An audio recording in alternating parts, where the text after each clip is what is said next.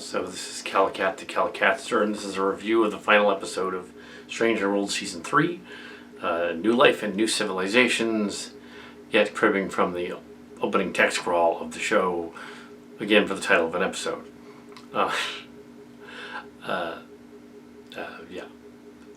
Early on in Star Trek The Next Generation, there was a book called The Eye of the Beholder, and this story arc has been about the Beholders and the Vespa the whole time.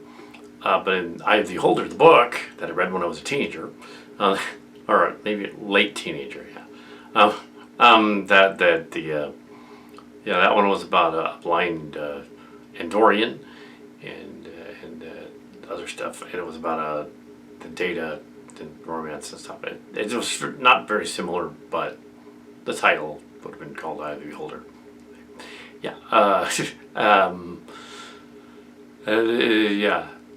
Despite the cringe data romance story arc, we'll just ignore that because it was a kind of a Next Generation chaos book anyway. Picard the Forge, one of mine. It was one of somebody else's. Anyway, so this episode is going there with Pike and Batel in the form of the two Eye of the Beholder characters. Yeah, in the story.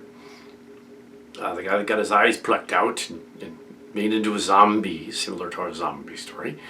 On another planet, they tied into the 5th episode, where they escaped from the planet of the zombie eye guy.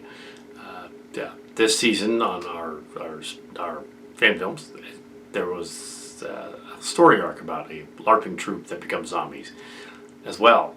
It was a coincidence. Mine were airing and in production at the same time as this. We couldn't have known each other. These stories were written months in advance, and then filmed about a year ago, but I couldn't have known them. I don't work for Paramount and Skydance. I couldn't have known what they were. But like us, Star Trek seems to go on a similar, they made the Federation thing, similar way out to the evil in the universe the idea. But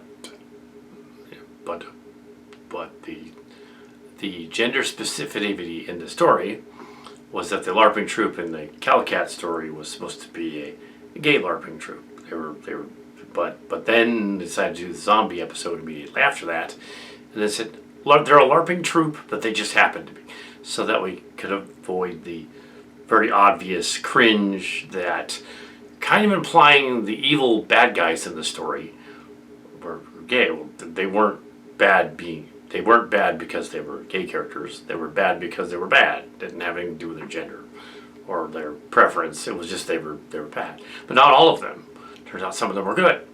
Only the real villain in the story. Villains were the Kirk android and the Cindy android. The rest of the android zombies were good. So only 2 of them were bad. Well, that goes for anything. And so in this story, same thing. So it goes a little bit with it. And in this story, the main bad guy is Blasted Eyes guy, who blasts a bunch of the aliens on this planet. They go to a planet where their society worships these floating orb things. So we're going to get to see artifact / beginning time / tie into Discovery. Of course, this is a spin-off of Star Trek Discovery. We'll also see Nexus-like things going on in the universe. Their light flashing before their eyes, literally, in the story. And stuff like that in the finale. Nothing to do with gender preference at all. They avoided that. Didn't even mention it. So in their version.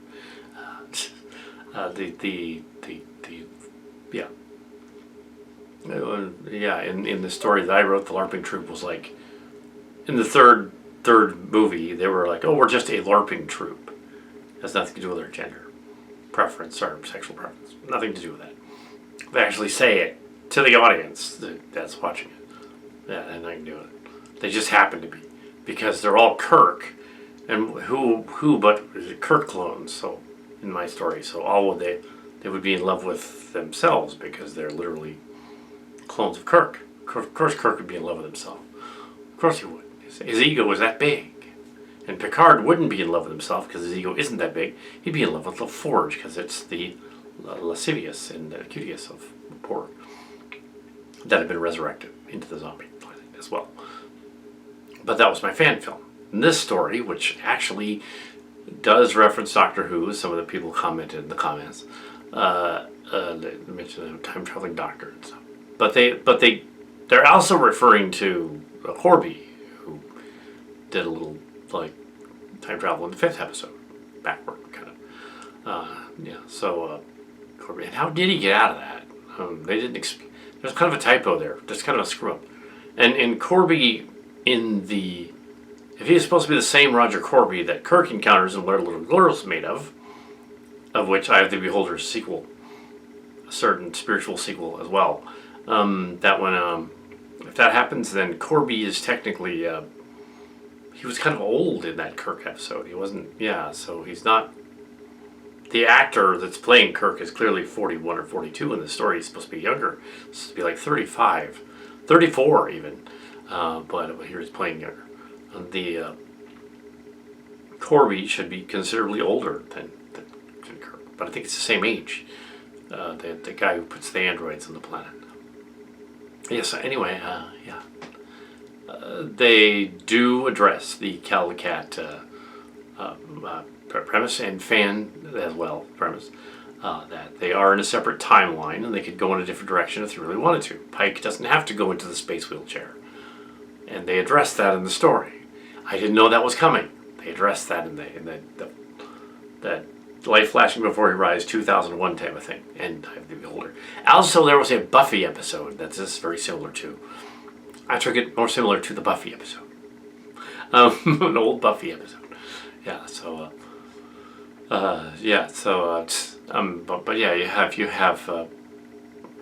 going down the planet. They have to shoot at the temple with phasers, and they have to time it up. So they Spock and Kirk have to like mind meld, so they can. There's some cute mind meld gags in there, winning at the chess. So when they do the 3D chess thing again in the story, kind of similar to Where No One's Gone Before, and it's like, okay, but he mind melds with Spock, so that means that he knows all Spock's moves. That's why they didn't need to retcon that. He knew what he's gonna do. That's not really how it would work anyway.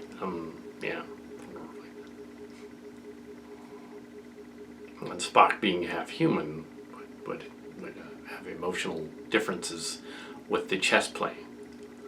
They do, however, address the gender specificity of Spock and Kirk and Spock KS story, kind of implying that the mind meld has caused them to be on a date, and that's funny.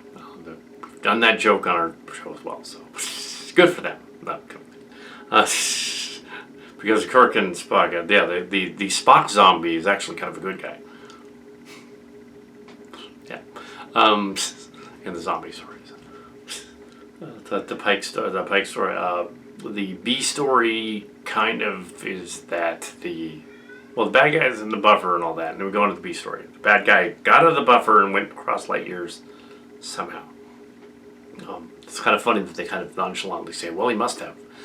Like, oh yeah, also Sam Kirk, who's the brother, says ley lines are real. There was like a Space Bermuda Triangle or something, which is a nod to the animated Trek. Space Bermuda Triangle. An animated Trek nod. Ley lines are not real. That's BS by ancient aliens and ghost hunters and stuff. There's nothing to that. When people drop a map, they drop a map. There's the spirit lines on the ground. That's bunkus. Anyway, so people want to see patterns in things that don't have patterns, and possibility in things that don't have possibilities. I could go on a tangent about all that, but I already did. Go watch Planet of the Fallen Ones. It's all kind of in there. Yeah, go watch that. Anyway, the Life of New Civilizations are going to go. Corby gives them a new set of planets. So the B story was pertaining to the life flashing before your eyes, Pike living entire lifetime without having been zapped. He's like, he lives through the door of his children, and then one of them getting married to a rather fetching black man, and then further on, they're old, and she dies of old age, and everything's fine. I'm not sure why. Yeah, I get what they were doing. They were trying to force like an emotional extent, kind of like Star Trek Generations did with Kirk in the Nexus. But it points out the problem of Picard in the Nexus, and then Kirk in the Nexus. But it points out another oddity in that. Though that was weird in Generations as well. In that movie, Picard, they established repeatedly, Picard does not like children. So in the Nexus, Picard has children. They're like, and grandchildren. Just because his nephew allegedly died off screen in a fire, he's gonna suddenly want to have children in his mind, in his deepest thoughts, and have like a family. No, he's not. No, that was weird even then. And all of that, Kirk's death in that movie was ridiculous. We'll go to tangent about that. Because no, they would go out fighting on the bridge of a starship, not on a bridge, fall off of it. Well, Malcolm McDowell kind of gave it away. Anyway, this one, same thing. They're kind of in a separate timeline. They kind of don't have to do the baffle plate thing. Referencing Firefly, by the way. Yeah. So it's like, the evil aliens. The evil aliens, spoilers. Yeah, I didn't say spoilers. But yeah, I'm kind of doing this really brief. Mainly talking about fan films, which I have reposted because there were some issues.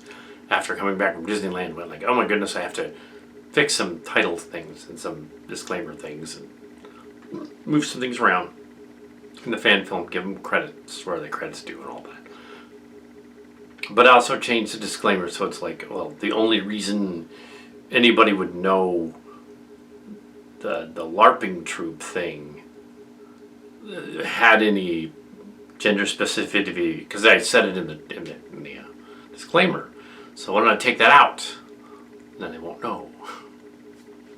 Then I go back and take that out.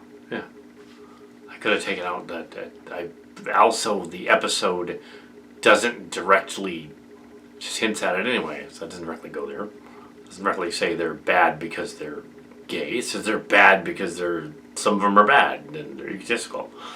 Yeah, but just to make sure that those little clips are gone. So the episodes are just straight, okay, LARPing troop. Yeah, and so the disclaimer did not need to mention that. Just thought I would mention that. So it was reposted yesterday. And also the Star Trek convention thing, reposting about the Star Trek new episodes or the cliffhanger. They did not show the Muppet episode. That's next season. They shouldn't show the Muppet episode. That's dumb. I don't care if it's Jim Henson's Creature Shop. That's a dumb idea. Even Silly Trek didn't do that. We have the Playmates action figures. If they're going to do that, do Playmates action figures. And Star Trek Legos. And also, yeah, the rumors were flying yesterday about the Star Trek 14. Can't be 13 anymore because they've released Section 31, but 14. And they're all bunkus. They're all made up. There's nothing to that. Somebody on Collider interviewed Zachary Quino, and he wanted to do another Star Trek. That's all it was. Kind of similar to that Orville thing from a year ago. They interviewed a guy who said, I want to do it, and everybody thought that meant they're going to do it. When it was just a guy wanted to do it, one of the actors. Well, the trouble is, half the actors don't want to do it. So it ain't going to get done if they don't want to be in it. So, yeah. Anyway, so here we're at the end of Strange New Worlds. And, yeah, they can't get Zoe Saldana on board. She didn't want to do it. And Anthony Nelson died. Yeah, what would they do? Carl Urban's got his own career out there. Yeah, who would they get? Chris Pine shows up alone?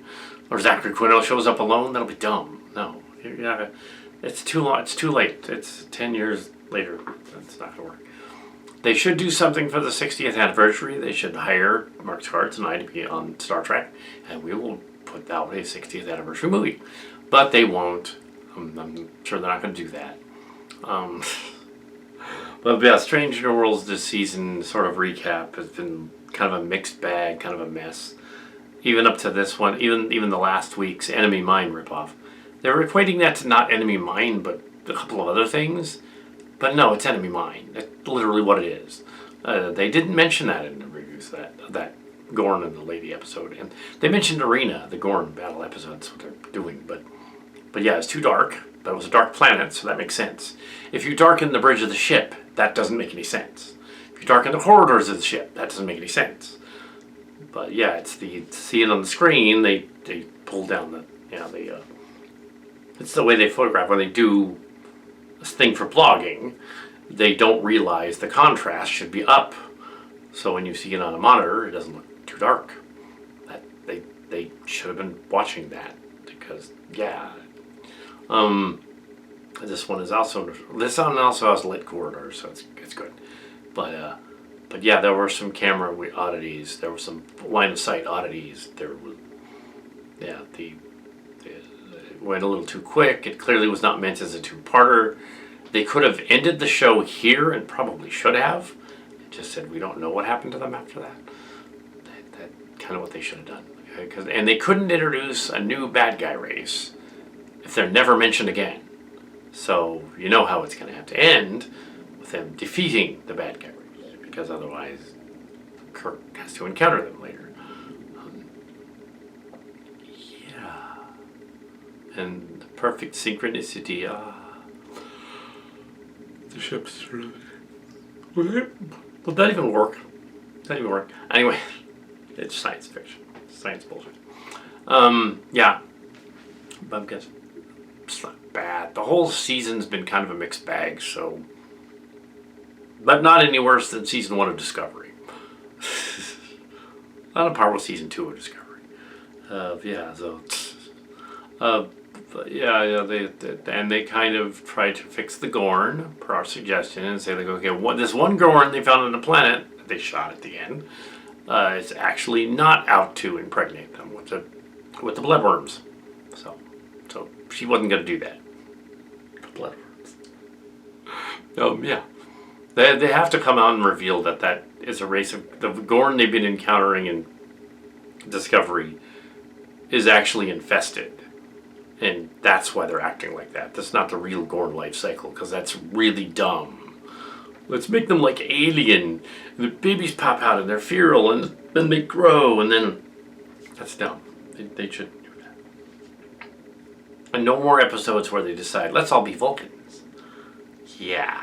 No, that's a little bit offensive to that group. They can't say that there was any kind of mandate. There wasn't. It's very clear that the studio just went and did their own thing for all these episodes. They threw in that reporter episode, which I found more offensive than the Vulcan episode, as you know.